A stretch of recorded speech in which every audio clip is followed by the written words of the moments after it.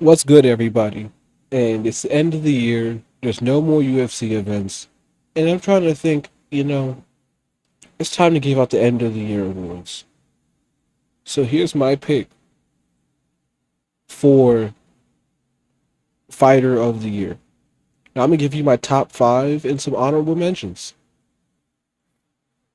All right, number five. You have Waldo Cortez Acosta. Dude is primed for a title shot. He is one fight away from winning a world champion, from being in a world championship opportunity. This dude is absolutely something else. Truly, he's gone from unknown by the larger fan base to adored by the fan base. He's been the only thing keeping the heavyweight division moving over this past year. Has been Waldo Cortez Acosta. So I gotta give him his credit. Put him at number five. He's fought five times this year. He's gone 4-1. The one person who beat him this year is two times as far away from a title shot as Waldo Cortez Acosta is, because Waldo Cortez Acosta fights so much. He's fought five times. All of them have been against ranked opponents, and he has been the only thing that has been keeping this heavyweight division, which has been ass and stagnant, moving. Definitely, Waldo Cortez Acosta is top five for Fighter of the Year. Now, number two, I struggle with this one, but I gotta say Ilya Superior. Even though he only had one fight this year, he started the year as featherweight champion and will end the year as lightweight champion. He started the year as a legend of the sport. He's ending the year as a first ballot Hall of Famer. He is a two division champ, the first undefeated two division champ, has the craziest resume of his past three opponents. If he retires because of what's going on with him and his divorce, he'll still be considered widely by many probably a top 20 all time off the strength of his last three wins and how definitively he was able to end all three of those fights. KO win over Volkanovski, KO win over Max Holloway, and KO win over Charles Oliveira, in which he was able to out grapple Charles. We watched Charles 3 months later out grapple Mateus Gamrot, who's one of the better grapplers at 155 pounds, who wet blanketed Ludovic Klein earlier that year. And then Oliveira was all over Gamrot. But when he goes to fight Ilya Superior, Oliveira gets put in a crucifix and has to battle his way back up to the feet. It was just crazy to see. Crazy, crazy to see. Ilya Superior is definitely my number four pick. Despite only fighting once, because of the significance of that one win and what that did for his legacy, number four fighter of the year.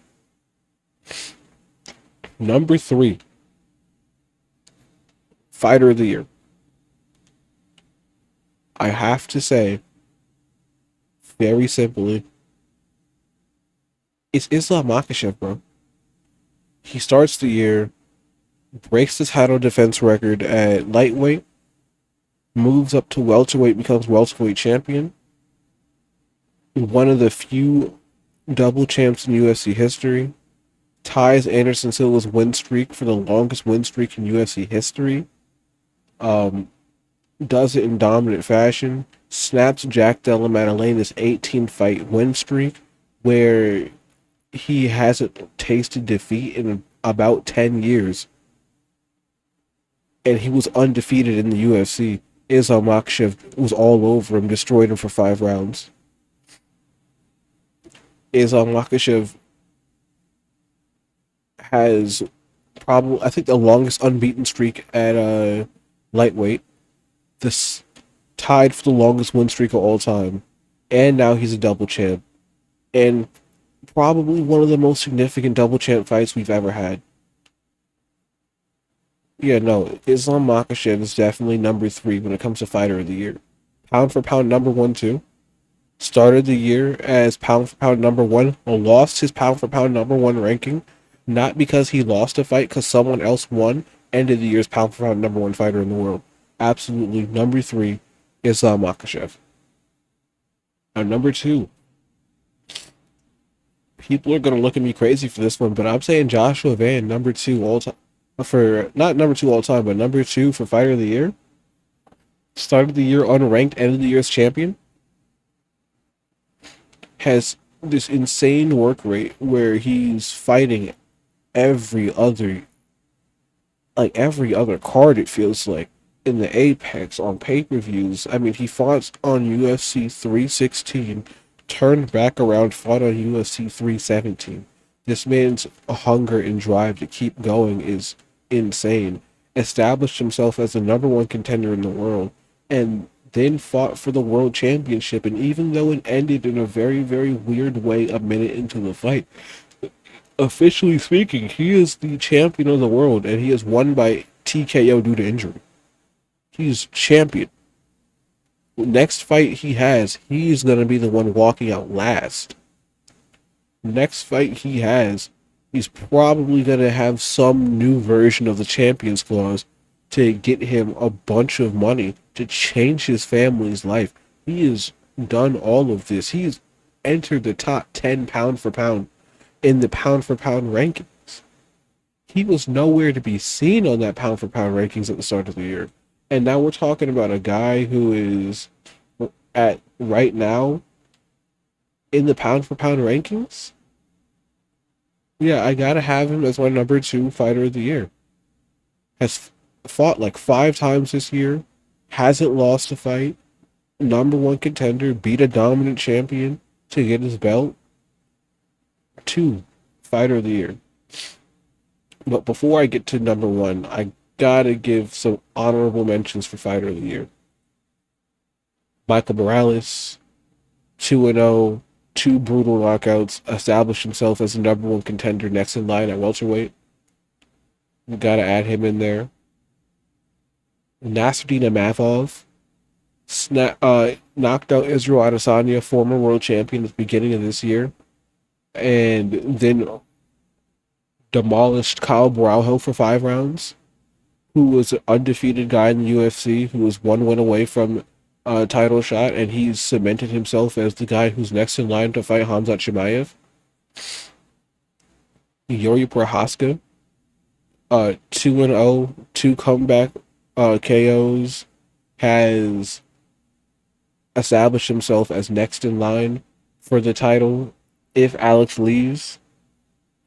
Carlos Olberg hasn't lost this year, just KO Dominic Reyes, is currently in talks for fighting for the light heavyweight title, established himself as a top contender.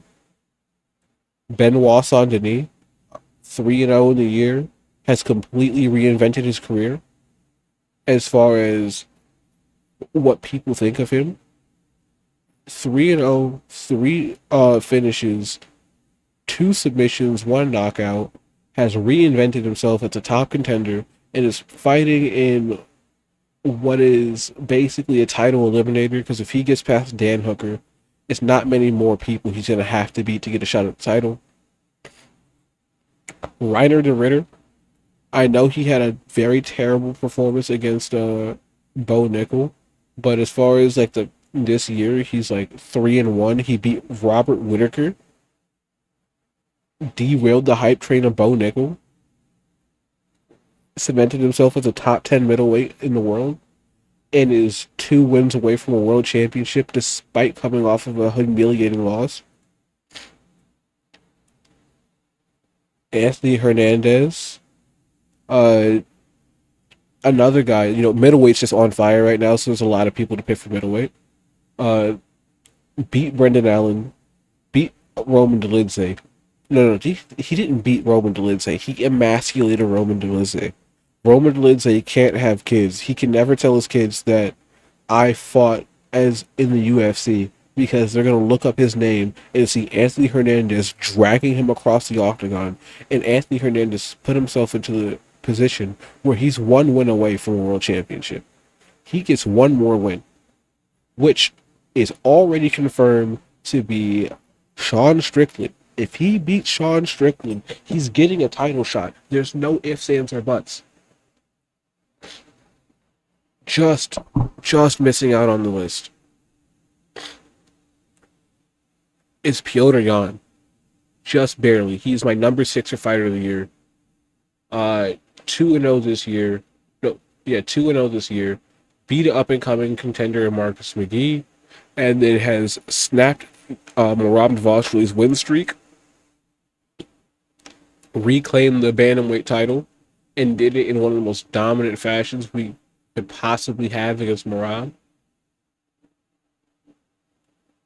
And it was a beautiful, masterful performance. And for my number 1 pick for fighter of the year, I think it's clear. It's Merab Dvalishvili. Despite losing to Piotr Jan and making him 3-1 this year. Dominant fashion of Piotr Jan, by the way. This man has defended his belt 3 times, tying the all-time record at bantamweight, on top of having the longest win streak at bantamweight, and truly cementing himself as the greatest fighter of all time at his weight class. There is no argument for anyone else being the greatest fighter at that weight class. Not even the guy who beat him. It is literally him and him alone at the top of the mountain.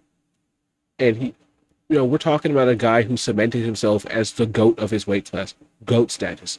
Not just unranked champion, not just top contender, not just double champ. Quite literally the greatest of all time. And so far ahead of everyone else that even if the guy who beat him beats him again, he's probably going to need 2 or 3 more wins on top of that. Because of how legendary his run at this weight class has been. How legendary his win streak was. He has the 3rd longest win streak in UFC history and the longest win streak in UFC bantamweight history. It's Merab Dvalishvili. He's the fighter of the year. 2025 is his year. And even in the fight he lost, where he lost each and every single round and got the shit kicked out of him, he still showed the heart of a champion and why he's considered widely regarded as the GOAT of his weight class, because not only did he never slow down, his pace is exhausting to watch. I'll read you back the numbers. He shot 29 takedowns on top of throwing 458 total strikes. 371 of those were significant. That is ridiculous to even comprehend how much the human body can output in 25 minutes while getting the shit kicked out of him. He is clear as day the number 1 fighter of the year. 2025 belongs to Merab Dvalishvili. GOAT. But that is my rant for today.